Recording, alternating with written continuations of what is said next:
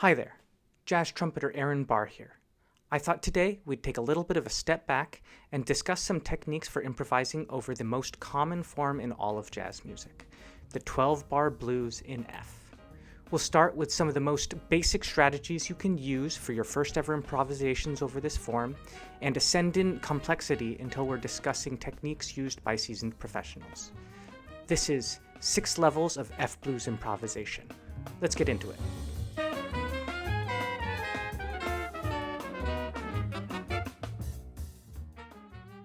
If you first started improvising in your middle school jazz band or at a jazz camp one summer as a child, then you're likely already familiar with this first strategy for improvising over a 12-bar blues, and that is, of course, using our F minor blues scale. The F minor blues scale includes these notes: F, A flat, B flat, B, C, E flat, and F, or translated into scale degrees: 1, flat 3, 4, sharp 4, 5, flat 7, and 1. This is a great scale for getting into the grit of the blues.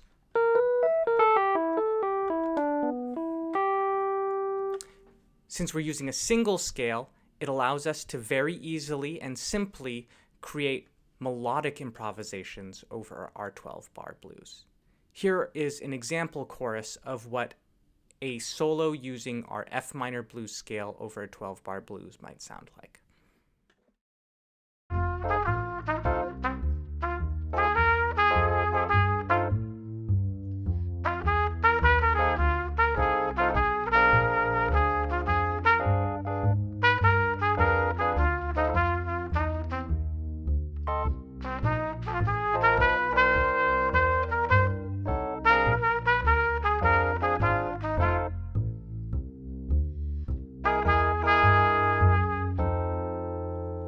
In order to understand why we're going to use this next method for improvising over an F blues, we have to know something about the nature of a blues, which is its mixed major and minor tonality. What do I mean by that? Well, some of the chords of an F blues contain an A natural, like this F7. That A natural is the major third in the key of F, meaning that we're suggesting we're in the key of F major. While some of the chords, like this B flat 7, contain an A flat.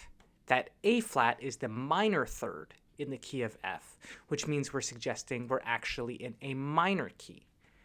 This mixed major and minor tonality is a big part of what makes a blues sound the way it does. So when we were improvising using exclusively our F minor blues scale, we weren't acknowledging the major side of our tonality in this F blues. Now, of course, this sounds well and fine, as it kind of creates a gritty, bluesy sound that a lot of people really like, even used over the F7 major chords.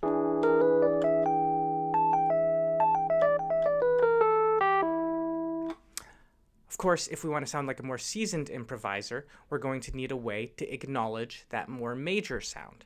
And so what we're going to do is incorporate another scale. This is going to be the F major blues scale. The notes of an F major blues scale include F, G, G sharp, A, C, D, and F. Or, in scale degrees, 1, 2, sharp 2, 3, 5, 6, and 1. Just as a little aside, if you look at the notes of your F major blues scale and your D minor blues scale, they include the exact same notes. This is something that happens often with relative major and minor scales. What we're going to be doing with this F major blues scale is, while we're improvising over this F blues, anytime we're playing an F7 chord, we're going to be using our F major blues scale, but whenever we're improvising over any other chord, we will continue to use the F minor blues scale. This is what an improvisation using these two different scales might sound like.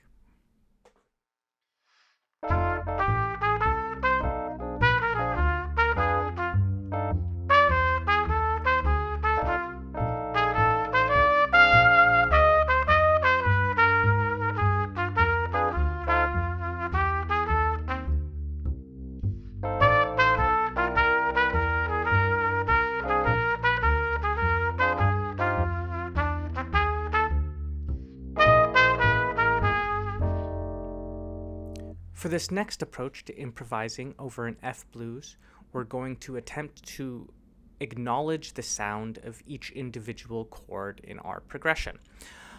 We're going to do this by intentionally emphasizing chord tones for each chord, as well as using proper chord scales. So to start with, we need to know what our chord tones are for each of our chords.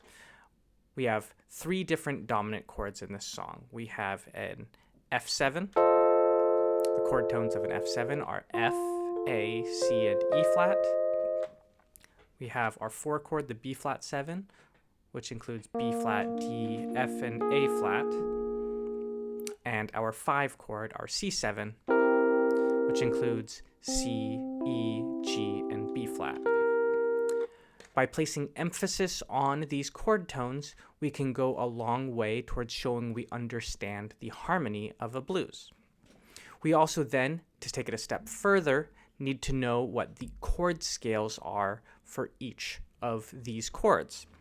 And in each of these cases, we're going to be using a mixolydian scale. The way you can think of a mixolydian scale is you could think of it either as a major scale with a flatted 7th. So over an F dominant 7th chord, you could use an F mixolydian scale, which would be an F major scale, but with a flatted 7 or E flat. Another way that you could think of a mixolydian scale is you could simply go down a 5th and use that major scale starting on your new root. So if I play a B flat major scale starting on F,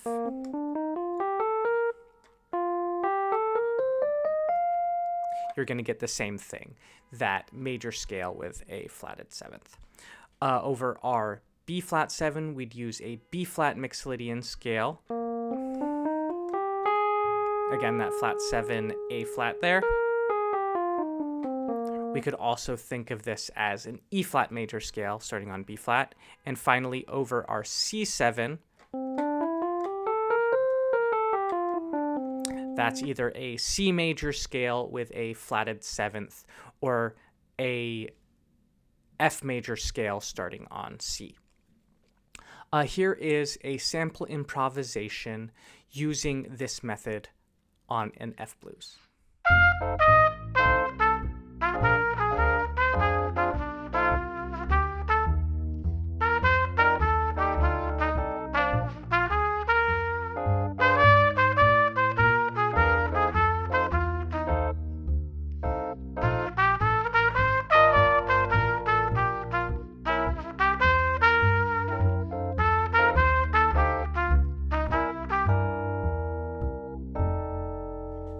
For this next method of improvising over an F blues, we're going to be incorporating a couple of different techniques used by some of the great bebop improvisers, like Charlie Parker, for instance.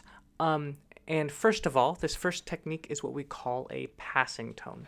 A passing tone is usually a chromatic note connecting 2 chord tones by a half step. So for instance, if I'm on an F7, and I start on an F, the 1 of this chord, on the way to going to the flat 7, the E flat, I could pass on the E natural between the 2.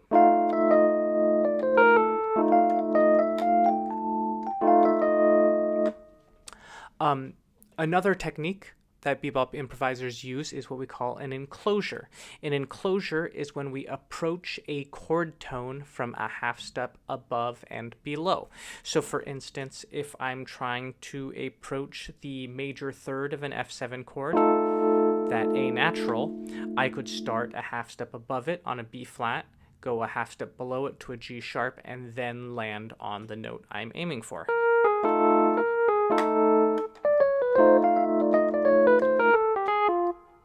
Right? So enclosures are a great way, enclosures as well as passing tones are a great way to incorporate some chromaticism into our improvisations while staying really harmonically sound and exact, which is a big part of bebop.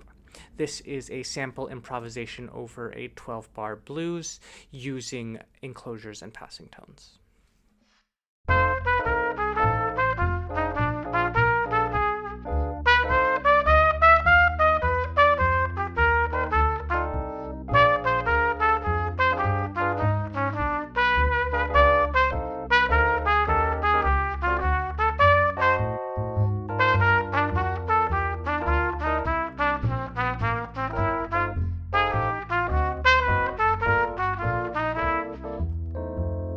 For this next step in our F blues improvisation, we're going to start incorporating what we call altered dominant chords.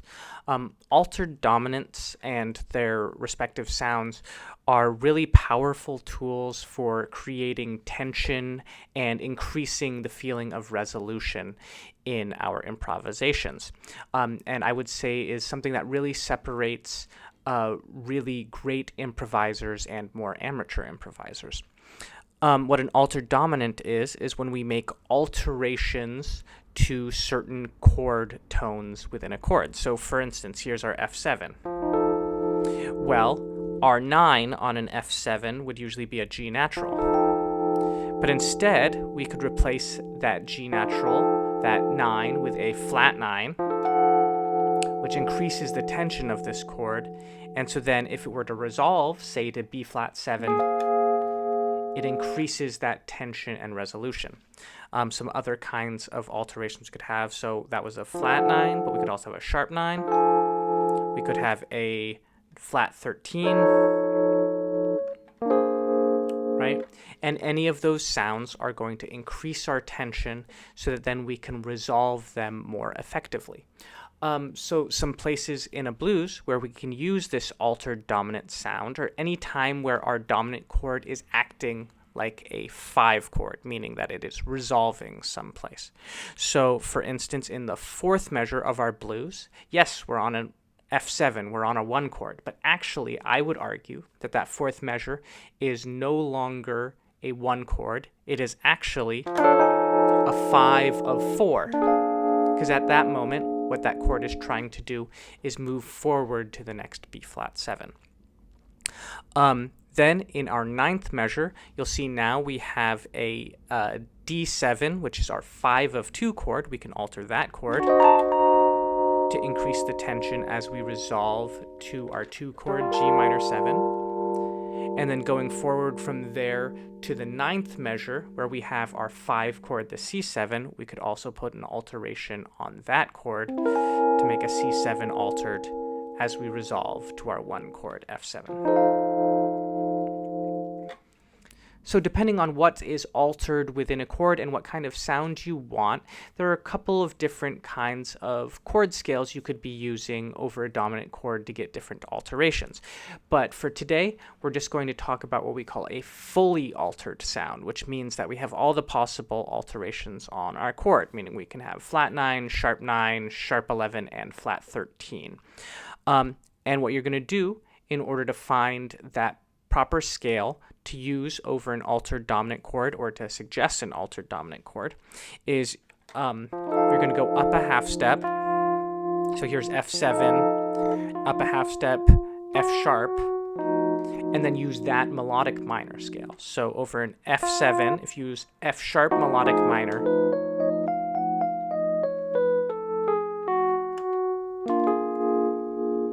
right, that's going to add a lot of tension for you to resolve as you go to your 4 chord in the 5th measure. Similarly, when we get to our D7 chord, we can use E flat melodic minor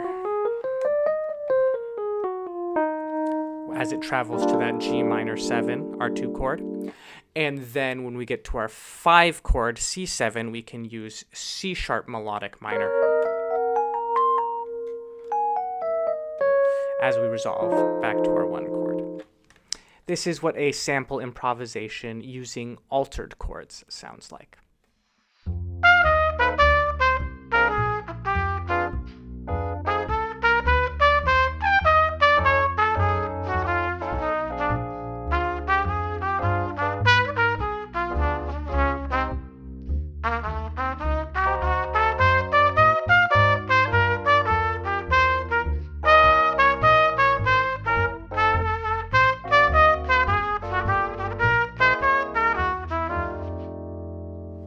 As we're coming up on this last technique for improvising over an F blues, I just want to mention that if you're interested in any of the materials from today's video, they are available for purchase. The link is in the description below.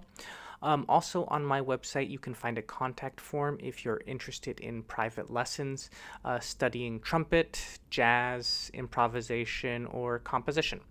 Thank you very much. So this last method of improvising over an F blues isn't really properly a technique, but just something that we should always be keeping in mind is that when we're using these techniques, that we don't want to really be thinking all or nothing at all, that we want to kind of be learning to put different things together and seeing jazz as a language and using what seems appropriate at different moments and not being locked into, oh, I'm using this particular thing right now. So this is a little improvisation over F blues where we're kind of putting together all these techniques so you can see what it might sound like if you were improvising using all of these together.